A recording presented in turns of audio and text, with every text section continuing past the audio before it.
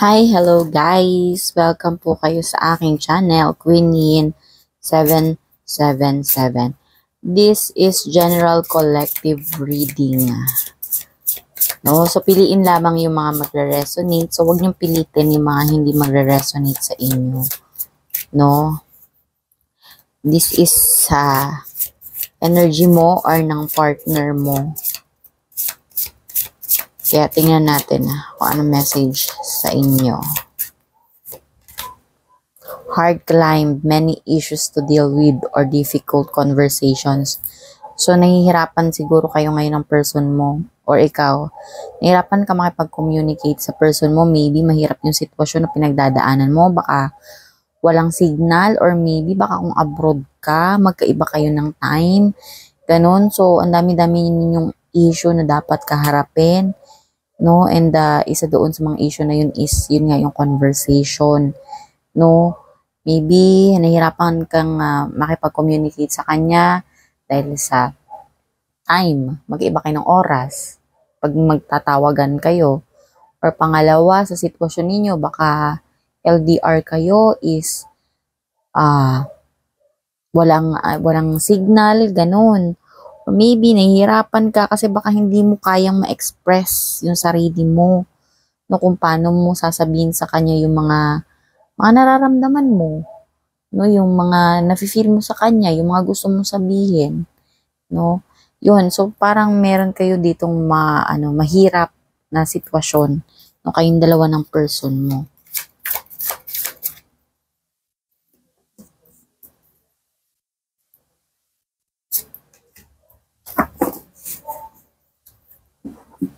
So divine union, no, use the wings of empathy to bring love and harmony.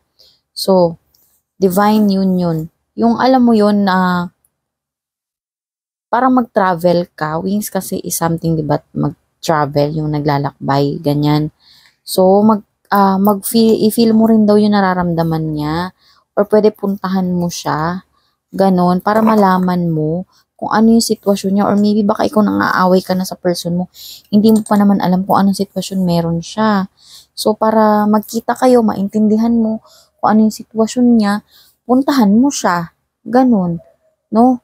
At para malaman mo, empathy, para malaman mo kung ano yung nasa puso niya, yung nafe-feel niya. No? At magkaroon ng harmony sa inyong relationship. No? Yung magkaroon ulit ng pagmamahal. So, love potion, open your heart to truly feel the magic of love. No? Yun nga, 'di ba? Maging open ka kung ano yung sasabihin niya, baka mamaya hindi ka maniwala, ganito ganyan. Maging open ka daw, no? Yung iyong puso, makiramdam ka, kaya may empathy dito kanina, no? Para ma-feel mo yun na yung pagmamahal niya, yung magic of love. Alam mo yung magic, yung mga bagay na hindi mo inaasahan. Pero dahil sa pagmamahal, no, para siyang magic, para siyang miracle na nangyayari. So, ganun daw, maging open ka para para ma-feel mo or makita mo, ma-experience mo yung magic na yun dahil sa pagmamahal mo sa kanya. Baka hindi mo alam, nahihirapan siya, pinaglalaban ka na pala niya. Or nahihirapan siya sa sitwasyon, yun pala may pinag-iipunan siya. O, diba? Tapos masyashock ka na lang dahil naghintay ka, nagkaroon ka ng pasyensya, ganun, no? Para pala sa yun, para sa future niyo yun, diba? Yun yung tinatawag na magic of love o shining sign. Trust in the universe plan and follow your heart, no? Wow. O, diba? Nakikita mo na daw yung mga yung mga sign, no? Shining sign. Ibig sabihin kumikinang na yan, nandiyan yung sa paligid mo, nagpaparamdam, nagpapakita sa'yo. No, baka ayaw mo lang talagang maniwala. No, baka may katulad niyan, no, doubtful ka lang kasi parang nakikita ko dito parang kayo LDR kayo nito eh. Pero wala namang parang wala namang ibang issue ng third party, mga ganyan. So magtiwala ka lang daw sa universe, no? Kasi nandiyan lang yung mga sign, no? Masyadong nagpapakita sa iyo yung mga sign. Ganon, no? Kaya ibigay mo na daw sa universe kung ano man yung mga yung mga issues in life, no? Yung mga parang mga balakid or mga iniisip mo. Kuha naman tayo ng tarot card mo. O, di ba? Nag-iisip ka nga, no? Ace of Sword, mental clarity, success, breakthrough, decision, beginning, surgery. O, ngayon, nag-iisip ka nga about dun sa person mo or maybe siya, nag-iisip siya sa'yo. Pero feeling ko ikaw to nag-iisip ka sa person mo, no? Huwag ka mag-alala kasi nagkakaroon ka ng mental clarity. Mabibigyan na nga ng sagot yung mga hinihingi mo, no? Pupuntahan mo siya or pwedeng puntahan ka niya. And, makikita mo, may magic of love dito eh. Makikita mo yung mga sagot sa hinihingi mo kung bakit ganun kayo ng person mo, may issue kayo ngayon.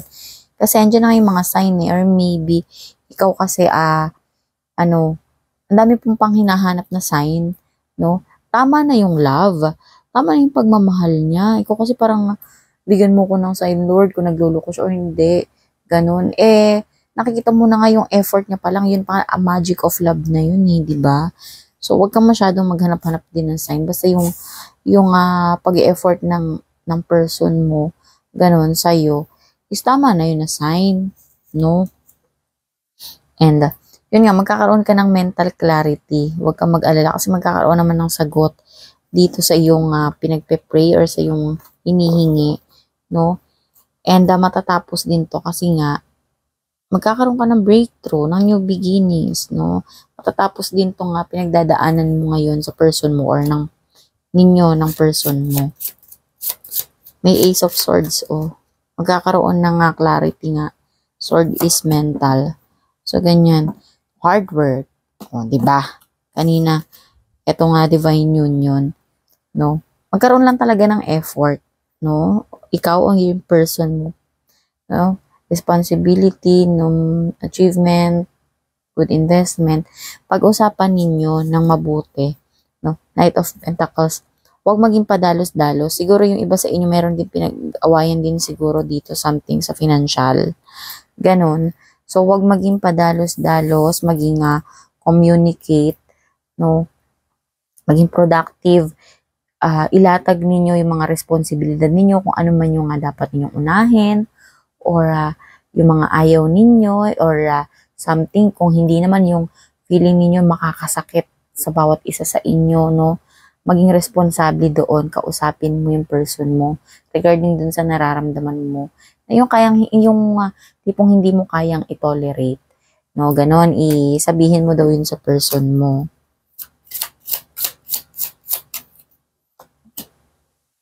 Oh, may the devil dito. No, baka natetempt yung iba sa inyo dito or something na parang merong kinaaadikan. Ganon yung tipong parang hindi niya kayang mawala, hindi niya kayang alisin yung ganung behavior niya, no? Earth sign kasi, earth sign. So, parang siya, siguro maluho siguro siya. Or mahilig siya sa mga earthly things. Ganyan, sugal, siguro, ganyan. Babae or lalaki. Ganyan, mahilig mag-two-timer. No, baka ganun siya. Yung ganun yung naging issue niya dati. So, basta ang toxic. Or giving, receiving. Meron ka ma-receive from your person or maybe ikaw magbibigay, baka peace offering ito. Baka, kasi magkakabati kayo no? Magkakaroon ka ng mental clarity. Tapos may divine union naman. Yung ito siguro, yung naging issue ninyo is baka yun nga, naging issue nga kayo regarding earthly things. Yung nga, kinaadikan niya dati, ganyan. No? Past lang naman ito. So, nagkaroon ng divine union dito kasi siguro magkakabati kayo, baka meron nga siyang ibibigay sa'yo. Ibibigay siya sa'yo kasi siguro peace offering ito, no? Or siguro nakita niya yung effort mo na parang nahihirapan ka sa sitwasyon, so pampalubag loob niya yun sa'yo. No, kasi mahal ka niya. Mahal ka ng person mo, nakikita ko dito.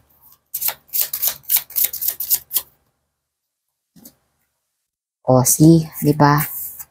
The Hierophant. Institution, tradition. Hindi pala. Akala ko to. Sorry. Diba pala yung nasa, akala ko to. Yung Queen Hierophant. To, siguro mo nahihirapan yung iba sa inyo dito sa hard time. Isa sa mga issues nyo dito is yung mga tradition ninyo, yung mga paniniwala nyo siguro. Baka mamaya magkaiba kayo ng relihiyon, tapos hindi pwedeng makapangasawa kayo ng ibang relihiyon, ganun. Or maybe, gusto mo nang magpakasal or gusto na magpakasal ng isa sa inyo. Ngayon na parang naiipit kayo sa tradisyon ng pamilya ninyo na dapat may maunang, ikaw siguro ay medyo nakakababatang kapatid or yung person mo. Ngayon parang nahihirapan kayong magpakasal kasi parang hindi pa nagpapakasal yung mga matatandang kapatid mo, ganun. So parang kabastusan nyo sa inyo. Basta something, isa sa naharap yung issue is regarding sa tradisyon ninyo, sa inyong pamilya, ganun. Yun.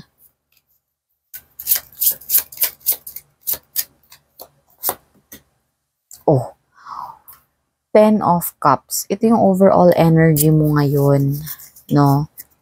Magiging maganda yung buhay mo doon sa person mo. My God! Oh my goodness! Madami lang talaga kayong tinatahak na issue, pero alam mo, yun yung mga yung mga issue na yan yung mga lamas ng buhay. Alam niyo yung lamas, yung mga ingredients ng buhay. 'Di ba? Para makagawa tayo ng masarap na soup, masarap na dish, diba kailangan natin ng asin, kailangan natin ng betchin, kailangan natin ng sibuyas, ng kamatis, ng bawang, ng luya, diba ganon? So, may pagdadaanan kayo, pero mag-effort ka. Nag-e-effort yung person mo sa'yo, nag-e-effort yung person mo sa'yo, pupuntahan ka. Tapos, binibigyan ka pa niya ng regalo, o maybe ng financial yan, basta ng tulong, ganyan, basta something, earthly things, no? Mga bagay-bagay.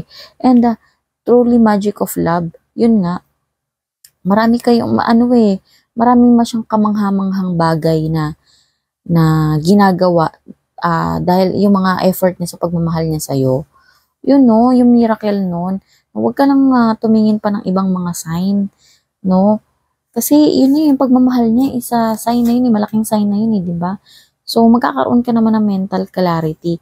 Dahil nakikita mo naman na nag-e-effort siya. Huwag lang maging padalos-dalos sa mga desisyon sa buhay. Nag-e-effort yung person mo, tingnan mo, nandito siya, nakasakay siya sa kabayo, ganyan. Tapos parang papunta siya sa'yo, meron siyang bit-bit na regalo. Yung regalo na yun, ito nga, magbibigay siya ng gifts. Ayan. Oo. Or maybe ito nakita ko ngayon na parang sa reading natin ngayon, huwag ka lang din talagang masyadong malisyosa or malisyosong isa sa inyo. Kasi, hindi mo na parang mabait naman tong person mo. Ngayon, baka mamaya dahil ikaw parang malisyoso ka masyado, is magdalawang isip na rin siya sa'yo. Huwag mo siyang pahirapan ng mabuti. Huwag mo siyang mapahirapan. So, nag-e-effort siya sa'yo eh. Kasi alam mo, yung isa sa issue nyo nga is ito, yung mga tradisyon nyo siguro, mga ganyan, or sa relihiyon ninyo. Ganyan. Pero huwag niyo iisipin yung pagmahamahala ng pinaka-importante. Dahil alam mo, dito nagtatapos yung energy mo. 10 of Cups. No? Nakikita mo ba to? Kung sino ka man. No? Yung 10 of Cups, sino mo? Kayo ito, may masayang pamilya, may mga anak, tapos nakataas yung mga kamay ninyo. Ibig sabihin parang nagpapasalamat kayo sa universe sa mga sitwasyon na nangyayari sa buhay ninyo.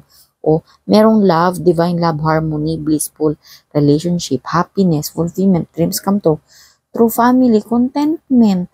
O diba? So okay kayo ng person mo, magiging maganda yung future mo sa person mo. So yun yung reading sa'yo. No? Kung nagustuhan mo tong reading sa'yo, please consider subscribing and liking my video and channel. Thank you.